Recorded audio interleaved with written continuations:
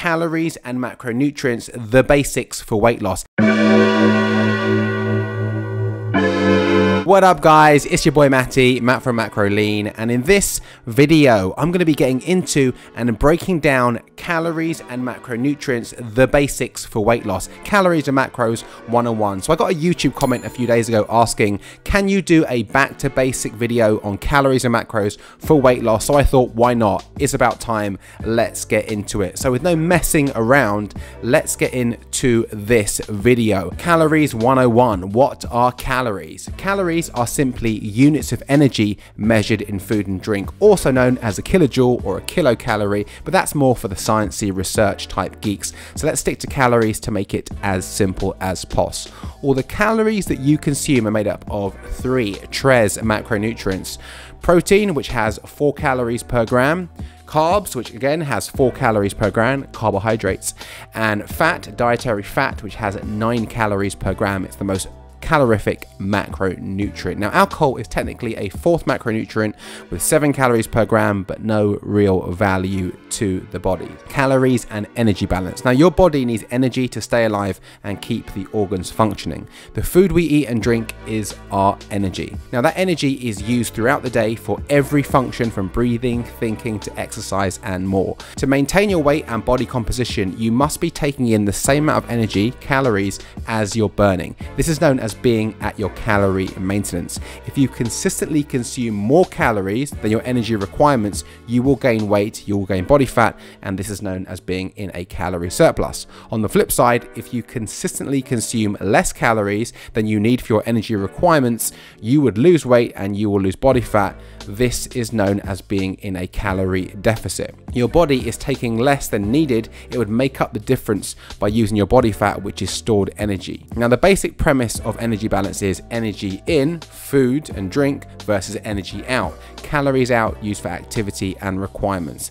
This is defined by the laws of thermodynamics that dictates whether weight is lost, gained, or remains the same, as proven by science many times. So quick recap on calories. You must be in a calorie deficit for weight loss, consuming less calories than your body needs to maintain its current composition. Simple as that.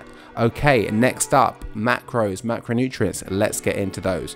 Macros, which is short for macronutrients, are the 3 main food groups and make up all the calories you eat. These are protein, fat, and carbohydrates. Now, every food contains macros, with some being more abundant in a certain macro than another. So because every food contains macros, any food can help or hinder your weight loss, your fat loss goal, depending on the amount. And that's right, yes, even clean foods can make you fat.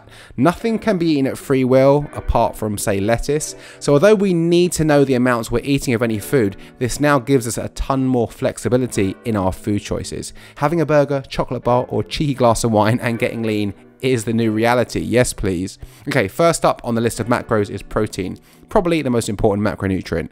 Hitting the right amount of protein will allow you to maintain muscle mass when in a calorie deficit, which is paramount to losing body fat. Don't be scared, ladies. We want some muscle. You know, that toned, sexy bod that you're after, that is muscle tone. The difference between muscle and muscle tone is, you know what?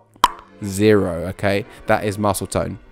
It's also good for controlling appetite and feeling satisfied and making you feel full for longer, more so than carbohydrates and fat. It also requires more energy to digest, therefore burns more calories than the other 2 macros when being broken down by the body. So basically, more calorie expenditure for nothing, really. Yes, please. So eat more protein. I'm 99.9% sure of you are under consuming this bad boy and you need more in your daily diet. So where do you get protein from? You can get protein from meat, fish, eggs, animal products, protein shakes, beans, lentils. These are all great sources of protein, and this is what I advise my clients to hit their daily protein requirements with. Up next on the macro list is fat, dietary fat.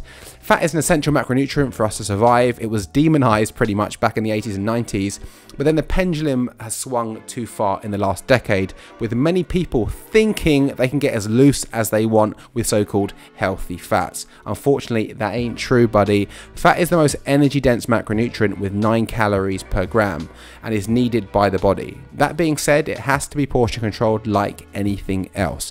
Fat aids optimal hormone function, vitamin absorption, and brain function, to name name a few kind of important things. So where do you get your fat from? Again, meat, dairy, animal products, fatty fish, oil, nuts, and many more. These are all good sources of dietary fat, and again, where I advise my clients to get their fat from. Last on the list is carbs, carbohydrates. Poor old carbs have had a bad rap and had the finger pointed at them as the cause of weight gain, storing body fat, and even taxes sometimes. Okay, obviously I'm taking the piss, not taxes, but they may as well have, as they've been blamed for being the bad guy for ages, and this is wrong. Carbs are not inherently bad and are actually the body's preferred source of energy. They're stored in the liver and muscles as glycogen, which in English is basically energy for the body to be used at a later time, a later date. Where do you get your carbs from? Veggies, fruit, grains, drinks, many processed foods, and anything that you crave when you go low carb is probably where you get your carbs from. Now, technically, we do not need carbs to survive, unlike protein or fat.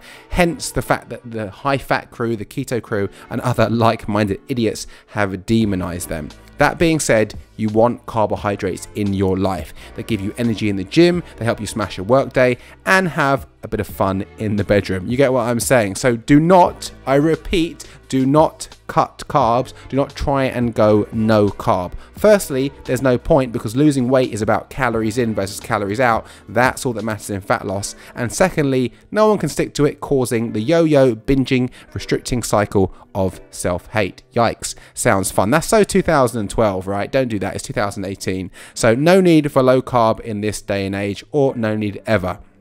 Eat them, enjoy them, just don't overconsume them. So now you've heard about calories and macros and how I stated earlier that calories are units of energy and every calorie comes from protein, fats, and carbs. You're probably thinking, so can't I just count calories to get my dream bod, my dream body? No, not quite. If you just count calories, yes, you can lose weight because that's straight up physics, right? Less going in than going out, duh.